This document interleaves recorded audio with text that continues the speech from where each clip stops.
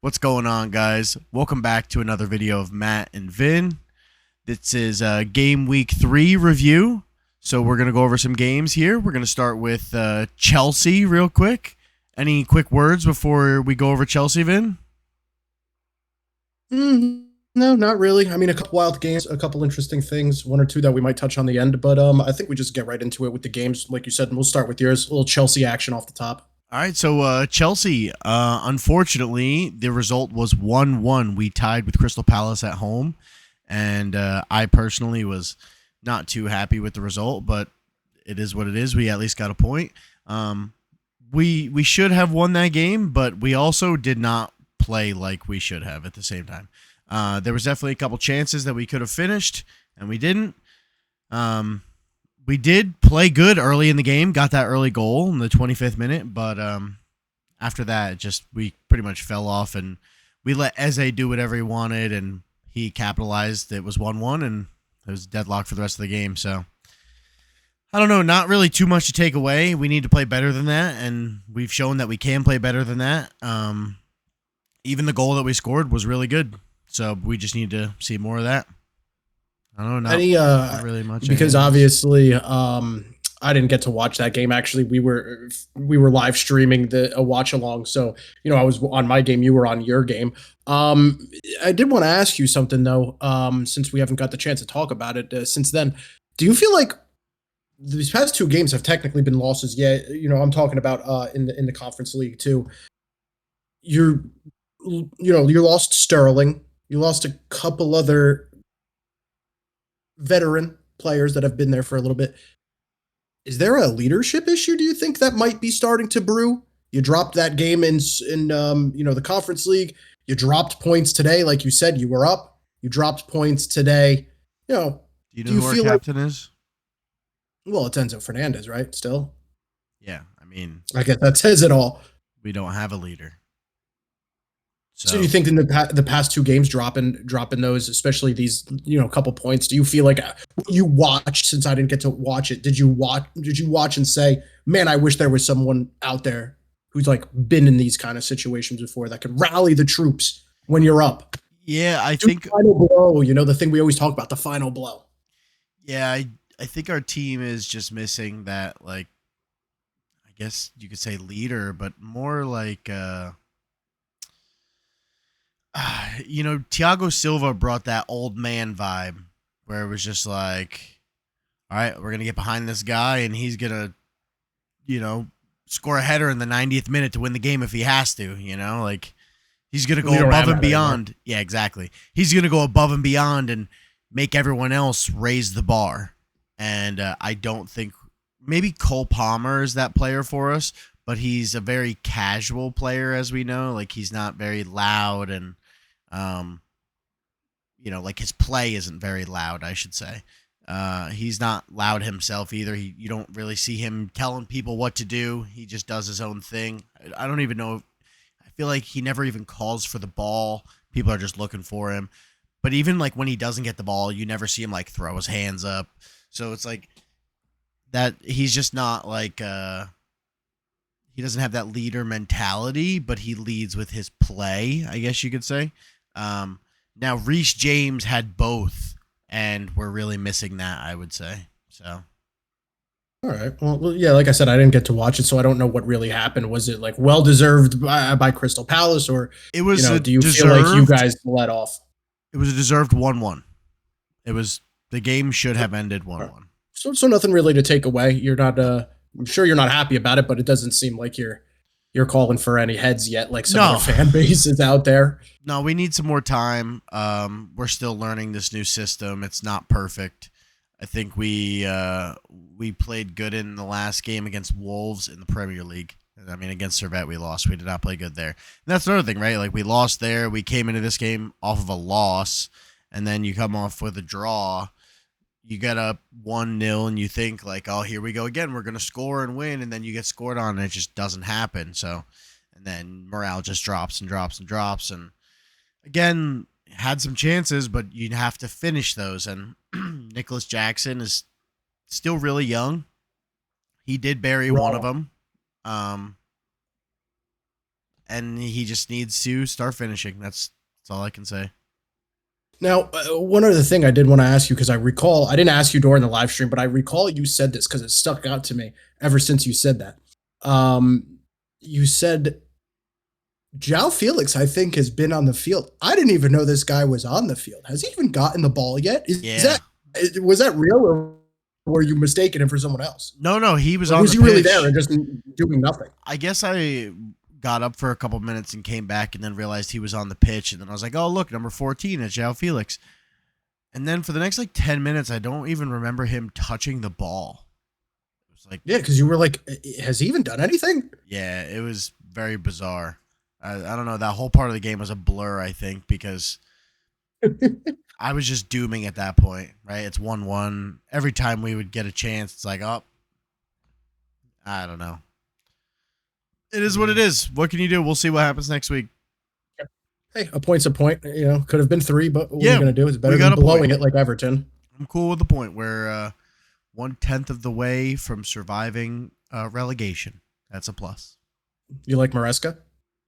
I like how he deals with players, and I mean, I like how it looks when it works. You know, I don't like how we leave our defense so vulnerable Oh, so you're often. right about that. Yeah, I don't like at all. Do you guys play a high line? Because that seems to be the thing people are doing, like Ange with that. We're, You know, we'll go over we're second, basically playing like a 2-back at some points. Like, one of the center defensive mids drops back, and then one of the fullbacks is next to him, and we almost play like a box, like a 2-2, you know. And then you'll even see times where the center backs will like step up, and then one of those guys will slot back into like a center back position. But again, like it leaves us so vulnerable because there's nothing on the wings. And I mean, Kukurea is always running his ass off to try to catch up to some dude who's like a foot taller than him.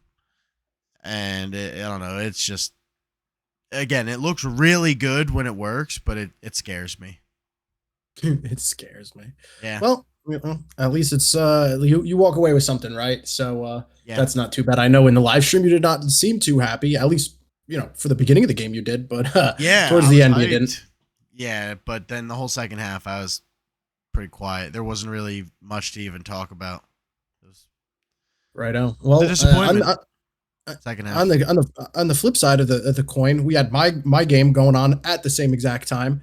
Yeah, it was a little and, different though. A little different than mine. extremely different. I mean, we're 2-1 win. We almost pulled to you guys. We almost pulled to you guys. But I had a good time. Good time for sure. It was a good game.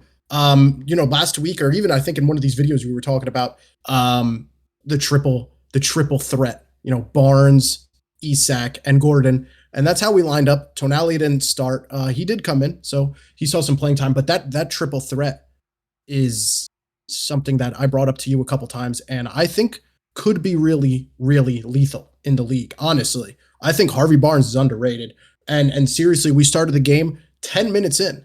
10 minutes into the game, Harvey Barnes has a curler of a shot passed to him from guess who? Gordon on the other side, who took the ball, cut in, found Barnes. Barnes cuts in. The iconic Barnes goal, curls it just wide. 10 minutes into the game, the three of them are starting, and we're already looking absolutely primo. Absolutely primo. Tottenham played a good game. We were talking before the game and during the game. Odegaard, he is someone that I think everyone needs to watch. Honestly, Yeah. at times, I said to you, he's kind of making Lloyd Kelly look a little silly out there at times. When he was on that side of the field, he was extremely scary. Tottenham did have a header called off. We were Romero, I think it was the center back from Tottenham. He came in on a header, but he was a mile offside. He didn't even celebrate. So, first part of the game, first like 40-ish minutes, it was wide open. Very good game. I said to you, I was like, dude, we're like 16 minutes in, and I think I just seen eighth corner kick collectively between both teams. Like it was wide open for a little bit. Kind of tapered off a little bit there. Then 38th minute came. Throw in on the left side. I believe Gordon threw it into Kelly. Kelly finds Barnes on the cutback, and Barnes curls it. Opens his hip, hits a beautiful shot one time, boom, right into the far corner. To go up 1-0 going into halftime. I think Newcastle played good. We did score on ourselves on an own goal. Kind of nothing you could do about it. Pope did make a nice save on the initial shot from, I think it was Kulusevski. Pope had a good game, had a beautiful save on a Madison curler from outside of the box. My only takeaway, really, as a fan, is this. And I wanted to ask you about this. In football, they have this idea of running back by community in the NFL. You know, if you don't have a really good running back, you might have 3 average running backs, and collectively they'll be as good as one. Newcastle had issues in this window getting a right winger, and it's a problem I've brought up here on the podcast on the channel. Is right wing by committee a viable thing in the Premier League? We bring Murphy on. Murphy gets the assist that leads to the game-winning goal in Isak. Is that something, you know, you've been watching the Prem a lot longer than me? Is that something that teams could do? Is that something we could pull off? Seems to be working. Yeah, absolutely. Absolutely. I mean, when you have players of that quality, if they can make it work together, that's another thing too, right? Like you have to be able to be cohesive, and everyone's going to buy in. Yeah, exactly.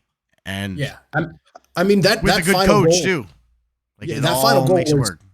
Was insane. Me and you were laughing during the live stream, but I just went back and watched the clips to notice this.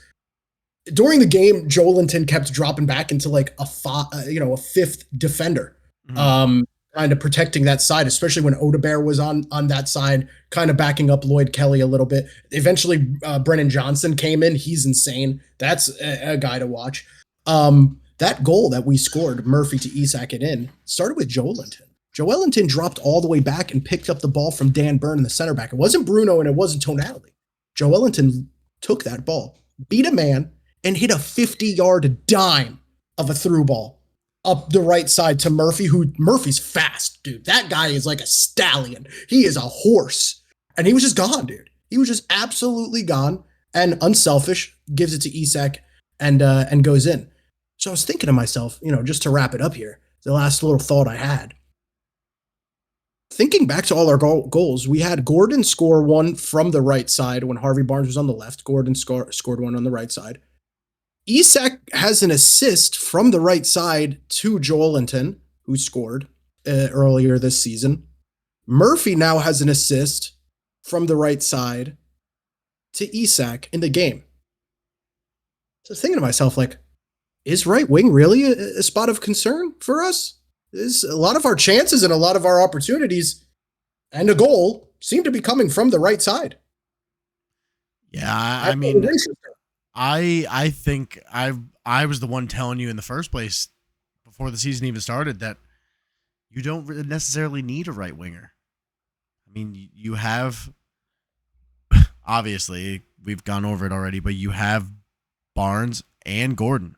And if one of them can figure out to play right, which clearly we're seeing that Gordon can play on the right just fine, then yeah, you could make this work. I remember thinking, like, I didn't even think about that. I always figured, Gordon would stay on the left, but no. Barnes could be insane. First of all, Barnes could be absolutely insane. Insanely underrated player, for sure. He needs to stay healthy. Okay? Yes. If Barnes stays healthy, I'm absolutely terrified of your front three.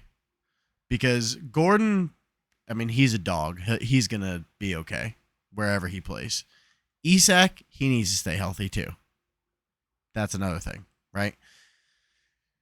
Your team's scariest, biggest issue is potential injuries. Because if you don't have injuries, you have an extremely good, scary team. I mean, we talked about your midfield, right? Like, you and I, off stream and off camera or whatever, talked about your midfield. I think it's one of the best in the world. I think it could be. Probably. Especially Joelinton dropping back like that, like he's Sergio Busquets, picking the ball up from the center back and hitting a dime of a pass. Yeah, 2 years ago, he was a striker, dude. So to go full circle here with that type of midfield, I mean, your defense is a little bit of a worry still, obviously.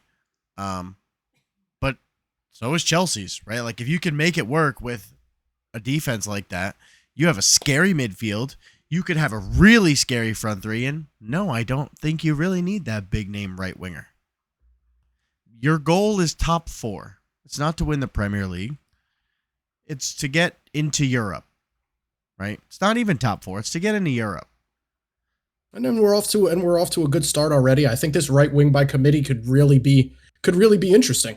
I do. I'd like to see, do like you said in January, do we need to go buy a right wing? We'll have to wait and see. But I think so far I like this Murphy, Gordon, Almadon came in at the end. I think it's serviceable. I don't think it's world class. I think it's serviceable. Yeah, agreed. No, I absolutely agree. Now let me ask you a quick question. Mm-hmm. Who do you think's scarier, Newcastle or Brighton? Brighton. Yeah, you think so? Yeah. Yeah. On paper, Newcastle should be scarier than Brighton. On paper, yeah, but I think that Brighton is riding some kind of wild wave that no other team is on right now. So let's will they come segue crashing here down? Yeah. into Brighton, right? Like again, will they come crashing down? Can they pull it off? Like or can they be Aston Villa of last year and finish in a European spot and mess everything up? That's what I'm saying, right? Because I'm sitting here saying like that could be you, but if you specifically have been saying nonstop, Brighton's so scary, Brighton's so scary. I think they're good, but I still think you're scarier than Brighton, right? Like, is Brighton gonna be the team to knock you out of Europe and take your spot, or are they gonna take Chelsea out? Like, they can. So again, we're using this as a segue. That Brighton Arsenal game, I think, backs up your point here. I'm not totally bought in still, but they played really well. I mean, obviously, it was a 1-1 draw with a red card, let's say. I'm not gonna. Well, it was a red card. I was saying a controversial red card. That's what I was going to say. That's what I was. But is it controversial? The Arsenal fans think so. But the only thing controversial was the yellow card on the initial foul earlier in the game. that could have been a red, dude. That's the controversy. The actual red, I think it's cut and dry. Yeah, I mean, I don't disagree at all. He deserved the red card. But even without that, to see it. Even without that, if this was ultimately your question, Brighton still could have drawn that game.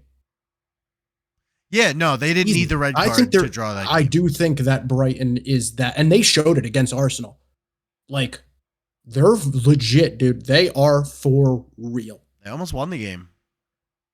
They could have won the game. Yeah. João Pedro's playing insane. I think that game showed that, yeah, I'm deathly afraid of Brighton. And I think that the people who are supposed to finish in the top four should be afraid. Brighton, Liverpool, top billing, dude. Top billing right now. So then you say Liverpool. Let's go here. That Liverpool Man U game. How about that, bud? 3-0, huh? Yeah, Luis Diaz. Why is Ten Hag even a coach? Okay, let's start there then. You want to start there? I don't know. I think he should have been let go after last season, and they wanted to keep him. Well, he brought up in one of his interviews 2 trophies in 2 years. He keeps, he's bringing that up. He brought that up. He sounded like a poor man's Jose Mourinho, honestly. Ironically, didn't Jose Mourinho say that while he was the coach of Man United, when he was like 4 wins, something like that? Yeah, maybe it's a United thing. I don't know, but his press conferences are becoming weird. Liverpool made them look silly. They could have scored 6. They probably just felt bad. Man United's horrible. They subbed off Garnacho at some point and left Marcus Rashford on. Like, Yeah, I don't even know what's going on over I there, have dude. no idea. I mean, Totally lost. on the other side of the ball, though, Liverpool looked insane. They are insane. First of all, I want to start on this. Luis Diaz is terrifying. Like I know he's It's good. terrifying. I've known that he's good. But Mo Salah started the season on fire, and he still looks on fire. And now Luis Diaz scored a brace, and he looks insane. And I think I predicted Liverpool quite wrong this season. Liverpool as a whole are terrifying. I think they might be. I think they're better than Arsenal right now. And I think they're our best shot at taking down Man City because they look insane. You know what's even scarier? Um, Maybe to you because you were more in tune with things, years ago than I was. Mo Salah in a press conference. I don't know if it was directly after the game, but someone asked him about, if the contract situation is, are they working on it? Is he going to resign? And in so many words, and at one point, he said basically like he's just playing his football. Now that's kind of scary because then maybe he's just out there literally like, dude, it doesn't matter. I'm not going to be here pretty soon. I'm just going to go out there and have fun. And he's playing out of his mind at 32, whatever. He's won 33 years old. everything there is in football, other than like a Ballon d'Or, and he's not going to do that. 3 goals in 3 games, I think. That right. So if he's won everything at this point, it's like new coach. What is there to lose? Let's just go out there and have fun. He's 1 foot out the door, Not getting any younger. When I heard that, I was like, "That's oh, he's gonna go out there and just play free." And then free if you football, got dude. Luis Diaz playing like he is on the other side, I mean, Diogo Jota is always a threat to go off at any moment. I mean, Darwin Nunez even coming off the bench or whatever his deal is, like that could even be scary at sometimes, or he could miss every, shot like Nicholas Jackson. But yeah, I'm absolutely terrified of Liverpool. I mean, they look insane. Yeah. There was one other thing I forgot his name, and I don't want to mispronounce it, so I'm checking right now. But Gravenberch. Oh yeah, I know who you're talking about. He Ravenberg, I don't know. Yeah, he had himself a game. I didn't watch it. You asked me earlier. I didn't watch it. I was listening to it while I was out doing some stuff on Talk Sport. They kept talking to him. Liverpool was in the market for a 6 and said they get Chiesa at a poor man's discount, which is crazy. Yeah, that's nuts. I forgot that even happened. And they got this guy in there with McAllister, and he had himself a game.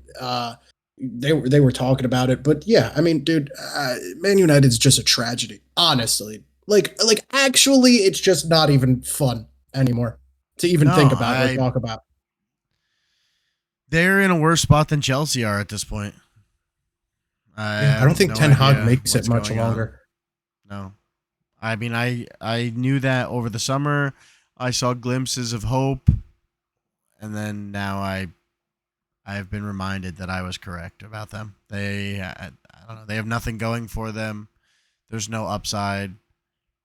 I mean, I just don't understand what they're doing and what their plan is, but they better figure something out really fast or it's going to spiral out of control very fast.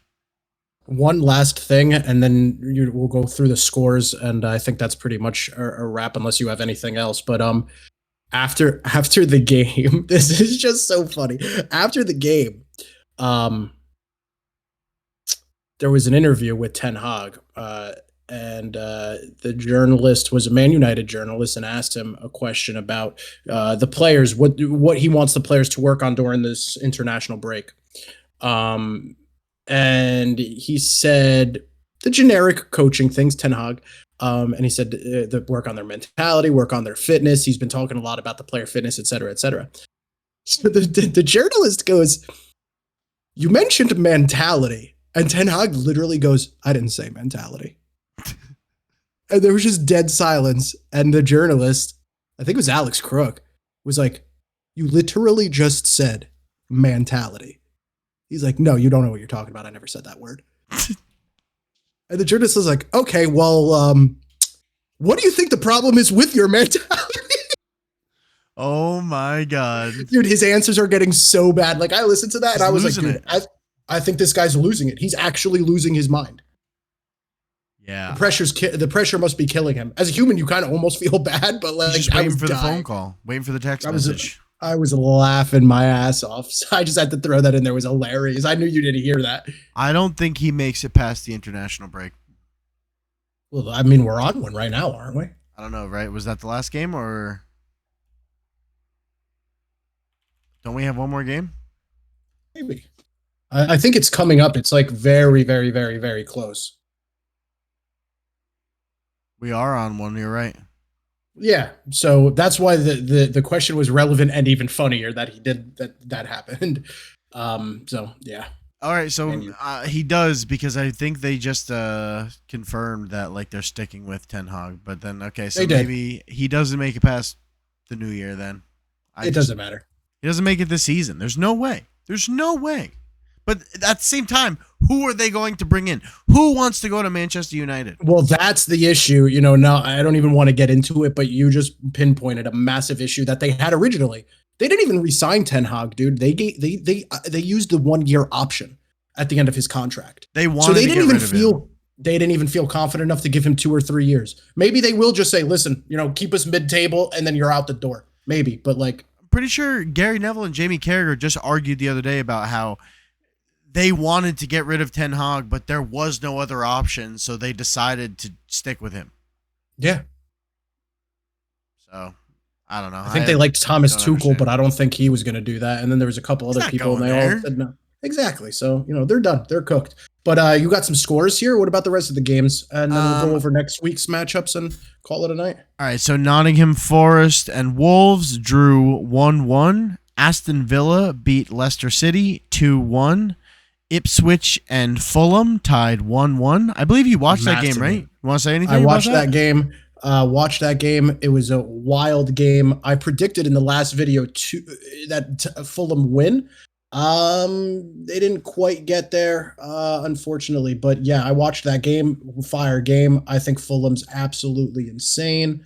Traore, we've been talking about him. He's so I had good. to check. He was the goal scorer, and then Liam Delap, the Man City guy, scored for Ipswich Town. So you love Ipswich, dude. I like the story of Ipswich. I want them to stay up, and they're trying to stay up. Clearly, I mean, look at the people they're signing. I hope they do. You know, look at good for them. Look at the signings. Look at the loans. They want to stay up. So moving on to the next one, Brentford beat Southampton 3-1. I did not even see that. This is the first time I'm seeing this. Looks like, yeah. I mean, they killed them. Southampton didn't score till the 95th minute. So, hey, you know, you said Brentford's going down, and if they're going to stay up, those are the games that they need to win. So, Ivan Toney's officially out. So now the season starts. Yeah, what happened? Where did he go? Saudi. He did go to Saudi. Yeah. They sold him. He's gone. Yeah, I think he's on stupid money too, like weekly salary. That's insane. Ivan Toney to bank UK equivalent of 1 million euros a week in Saudi Arabia. There you go. Good for him. Good for him. I have nothing to say about that other than good for him. I'm jealous. Bournemouth beat Everton 3-2. And I'm pretty sure they were losing the entire game. It was 2-0 the whole entire time. Bournemouth scored 3 goals in like 6 minutes. Everton scored in the 50th and 57th minute. It was 2-0. And then in the 87th minute, Bournemouth scored one. Then the 90+2, they scored a second one to tie it 2-2. And then 4 minutes later in the 90+6, they scored to win 3-2. I saw quick highlights of that. Insane. Absolutely Everton's insane. done, dude. Everton's an absolute free fall, and I think they're done. Maybe they're the ones going down. How do you, dude, you know, not even to get into it, but just to ask you a question, ask anyone, you know, leave an answer in the comment, please.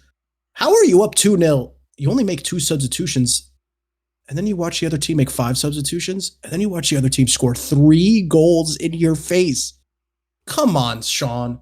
Come on, It's man. the most That's Everton a thing bad ever. look, man. You got to make subs. When you have 5 subs, you got to make subs. That's I crazy. I have no idea.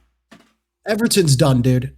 That's the definition of done. That's rotted. The club's rotting. Week 4, they're done.